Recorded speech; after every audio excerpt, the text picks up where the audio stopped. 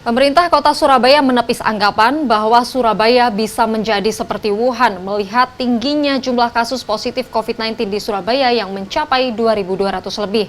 Risma justru mengaku dengan mengetahui seluruh warga yang positif akan mempermudah upaya memutus mata rantai persebaran COVID-19 di Surabaya. Wali Kota Surabaya Tri Risma hari ini mengaku Pemkot Surabaya memang sengaja melakukan tracing skala besar dengan melakukan rapid test dan swab test kepada seluruh warga Surabaya. Upaya inilah yang membuat jumlah kasus pasien COVID-19 di Surabaya beberapa pekan terakhir naik cukup tinggi. Data terbaru jumlah akumulatif kasus positif COVID-19 di Surabaya mencapai 2.216 kasus. Dengan melakukan tes swab berskala besar, hal ini dapat memudahkan pemerintah kota untuk memilah warga yang positif dan negatif. Dengan begitu, pemerintah bisa cepat melakukan langkah antisipatif guna memutus mata rantai persebaran COVID-19 di Surabaya. Memutus, karena kan kita nggak tahu.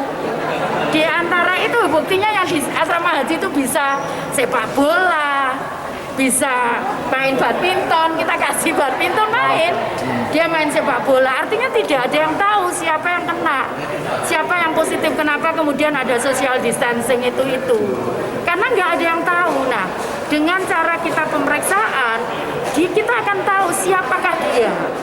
Pemerintah Kota Surabaya juga menepis tingginya kasus COVID-19 di Surabaya bisa membuat kota pahlawan seperti Wuhan di Cina. Karena itu, pemerintah kota meminta warganya disiplin dan berdoa agar wabah COVID-19 segera berakhir. Kalaupun jumlah Surabaya akhir-akhir ini cukup besar, karena memang dilakukan rapid test dan swab secara masif, besar-besaran di level bawah.